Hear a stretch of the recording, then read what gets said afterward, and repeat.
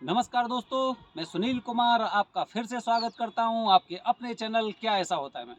दोस्तों आज मैं आया हूं मेहंदीपुर बालाजी से करीब 6 किलोमीटर दूर। देखो मैं आपको बता रहा हूं आसपास का इलाका बता रहा हूं। देखो मैं कितना ऊपर हूं, ये नीचे की आप पूरी चीज़ें देख रहे हैं। ये पूरा नीचे, इतना नीचे, करीब हम काफ़ी ऊपर हैं इस पहाड़ के ऊपर। और ये इधर आपको देखो ये मंदिर दिखाई दे रहा होगा। ये पता नहीं, मैंने तो हाथ जोड़ दिए कि बाबा की जय या हर हर महादेव, क्योंकि मंदिर के बारे में मुझे जानकारी नहीं है किस चीज़ का मंदिर है, लेकिन काफ़ी ऊपर है। देखो आप मंदिर देख रहे होंगे आप उस मंदिर को, ठीक है। और इससे आगे वो देखेंगे आप, वो भी एक चोटी है, वो भी पहाड़ की एक चोटी है, और करीब उतनी ऊंचाई पर मैं यहाँ पे आज बैठा हुआ हूँ। अगर मैं आगे की बात करूँ, इधर भी देखेंगे पूरा की पूरा एकदम खाड़ी वाला एरिया है। और ये ऊपर भी आप मंदिर जा सकते हैं, जो ऊपर कुछ एक मंदिर या कुछ ऐसी चीज़ बनी हुई है, कुछ दरगाह बनी हुई है। जाने का रास्ता ऐसे ही है, पहाड़ों के माध्यम से आपको जाना पड़ेगा, जो आपको रास्ता दिखाई दे रहा है, ठीक है दोस्तों। तो दोस्तों अब मैं आपको बता रहा हूँ पितृदोष के बारे में। पितृदोष के बारे में, पितृदोष जैसे हम सब लोग जानते हैं, हर इंसान पे पितृदोष होता है। पितृदोष मतलब पितरों का ऋण होता है।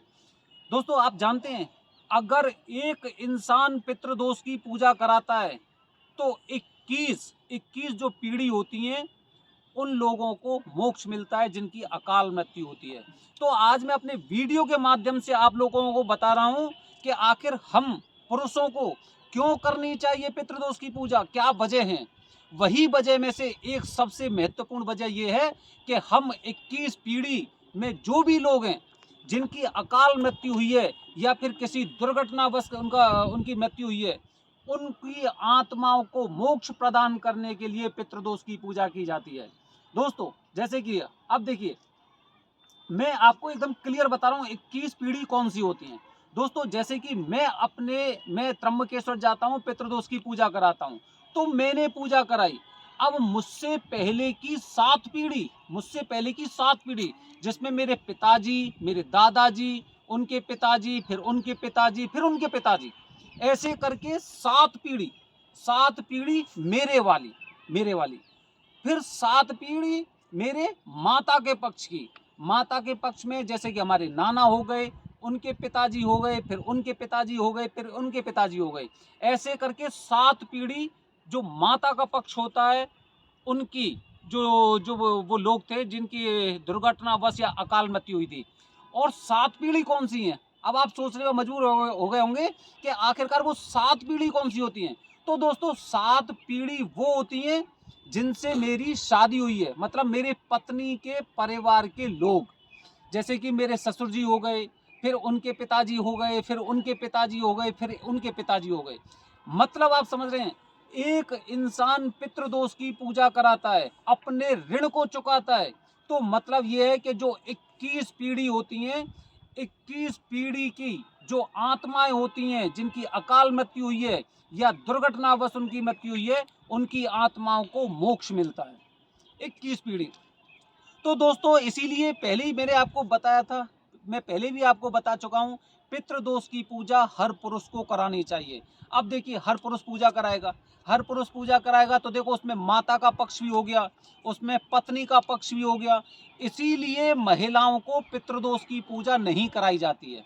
ये भी एक वजह है, क्योंकि उनकी पीढ़ी, कोई ना कोई एक पुरुष ऐसा होता है जो उनके परिवार में जिन जिन लोगों की अकाल मृत्यु हुई है, उनकी आत्माओं को मोक्ष प्रदान करते हैं। इसीलिए हर पुरुष को पितृदोष की पूजा कराना अत्यंत आवश्यक होता है। अब काफ़ी बार लोग सोचते हैं कि भाई जैसे कि मैं हूँ, सुनील कुमार हूँ, सुनील कुमार ने पूजा करा ली, 21 पीढ़ी की आत्मा को मोक्ष प्रदान कर दिया। अब मेरे बच्चे किन के लिए पूजा करेंगे, समझे ना। अब मेरे बच्चे किसके लिए पूजा करेंगे, क्योंकि मोक्ष तो मैंने ही प्रदान कर दिया। अब मेरे बच्चों को तो पूजा करने की आवश्यकता नहीं है। लेकिन ऐसा नहीं होता है, क्योंकि हम जिस वंश से चलते आए हैं, हम जिनके वंशज हैं, उनका हमारे ऊपर ऋण होता है। जैसे बूंद बूंद से घड़ा बढ़ता है ना, हम पूजा कराते हैं, हमारे बच्चे पूजा कराएंगे, फिर उनके बच्चे पूजा कराएंगे। उनसे जो उनकी आत्मा होती हैं वो एकदम बहुत तरह से मजबूत होती हैं और पूर्णतः उनको मोक्ष की प्राप्ति होती है। इसीलिए हर पुरुष को पितृदोष की पूजा करानी चाहिए। मैं अपनी वीडियो के माध्यम से आपको ये भी बता चुका हूँ कि जो लोग अगर मेरी तकनीक को अपनाते हैं तो इसी पीढ़ी में वो पितृदोष से मुक्त हो सकते हैं।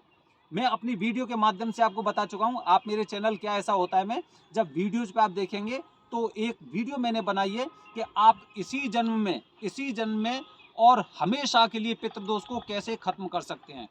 दोस्तों अब इसके बाद मैं अपने पूरे श्रद्धा से, अपनी पूरी लगन के साथ मैंने पितृदोष की पूजा कराई। अब उसके साथ कुछ चीज़ें मैटर करती हैं। वो मैटर कौन कौन सी करती हैं? हमने पितृदोष की पूजा कौन सी जगह कराई है? मेरे पास डेली 10 फोन तो ऐसे आते होंगे जो लोग ये बताते हैं कि हमारे पंडित जी ने कहा था और हमने यहीं पे पितृदोष की पूजा करा दी, लेकिन कोई परिणाम नहीं निकला, कोई फल नहीं मिला। दोस्तों स्थान का एक अलग महत्व होता है। पितृदोष की पूजा के लिए सर्वोत्तम स्थान त्र्यंबकेश्वर माना जाता है। अगर आप शास्त्रों के माध्यम से जाएंगे या फिर जो वहाँ के जो विद्वान बैठे हुए हैं, जो जिन्हें वरदानी पंडित जी बोलते हैं, कहीं के भी हों, आप उनसे पूछ सकते हैं। पितृदोष की पूजा त्र्यंबकेश्वर में होती है। फिर उसके बाद आपने घर पे ही पूजा करा ली। अब घर पे पूजा कराने के बाद आपने उन्हीं पंडित जी से करा ली। आपको तो उनके बारे में ही पता नहीं है, उनके पिताजी क्या करते थे, कर्मकांड करते थे या ऐसे वैदिक विधि से पूजा करते थे, वैदिक ब्राह्मण थे या नहीं थे। तो उन चीज़ों का भी मैटर होता है, वो चीज़ें भी मैटर रखती हैं। इसीलिए पितृदोष की पूजा त्र्यंबकेश्वर में कराने के साथ साथ आपको वरदानी पंडित जी से पूजा अवश्य करानी चाहिए। ये 2 चीज़ें हो गई। तीसरी बात दोस्तों, जो इसके बाद के 40 दिन के नियम होते हैं, उन 40 दिन के नियमों का आपको बिल्कुल पालन करना है और वो करना ही पड़ेगा, क्योंकि जब तक नियम नहीं होता है तब तक पूजा पूरी तरह से असरदायी नहीं होती है। आपने पुराने समय में ऋषि मुनि देखे होंगे कि उस समय सुबह 4 बजे ब्रह्म मुहूर्त में उठ के वो पाठ पूजा करते थे और उन्होंने अपने अंदर इतनी शक्तियां अर्जित कर ली थी कि वो अपनी आंखों से, अपने तेज से वायु को वहीं पे थाम सकते थे। जितने जो पेड़ वगैरह थे उन्हें भी एक जगह से दूसरी जगह तक वो विस्थापित कर सकते थे, उन्हें एकदम वहाँ से नष्ट कर सकते थे, उड़ती हुई चिड़िया का शिकार कर सकते थे वो लोग। तो दोस्तों इसीलिए नियम का होना बेहद ज़रूरी है। दोस्तों इसीलिए आपको, हर इंसान को पितृदोष की पूजा करानी चाहिए। लेकिन एक बात और, अंत में एक बात और कहना चाहूँगा, काफ़ी लोगों के समझ में पितृदोष आता है 40 साल के बाद, जब उनके सारे रास्ते बंद हो जाते हैं। उसके बाद उन्हें याद आती है कि कहीं पितरों का कुछ ऐसा ऋण तो नहीं है हमारे ऊपर। जब वो पूरी तरह से चारों तरफ से उनके रास्ते बंद हो जाते हैं तब उन्हें पितरों की याद आती है। अब सारे रास्ते बंद हो गए तो चलो पितरों को मना लेते हैं। इसीलिए पितृदोष की पूजा 18 साल से पहले आपको करा लेनी चाहिए, 18 साल से पहले, क्योंकि 18 साल तक आदमी का जो बच्चा होता है उसका पूरा पूरा पढ़ाई का कैरियर होता है और उसके बाद थोड़ा सा एक कहते हैं ना, एक जो बिजनेस हो गया या फिर उसकी जॉब हो गई, उसके लिए वो तैयारी करता है।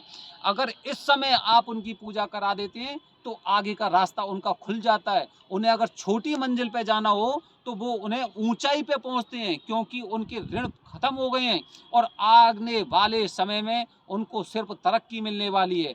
अपने आप आपके पितर, आपके बच्चों के, आपके परिवार के एकदम तरक्की के राह खोल देते हैं।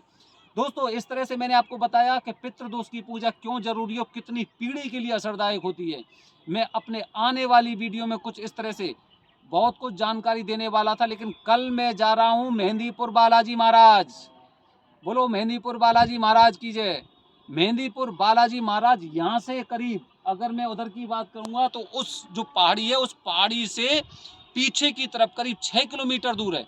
शनिवार का दिन है तो मेहंदीपुर बालाजी महाराज के मैं आपको दर्शन कराऊंगा कल। जब तक बने रहिए हमारे चैनल के साथ।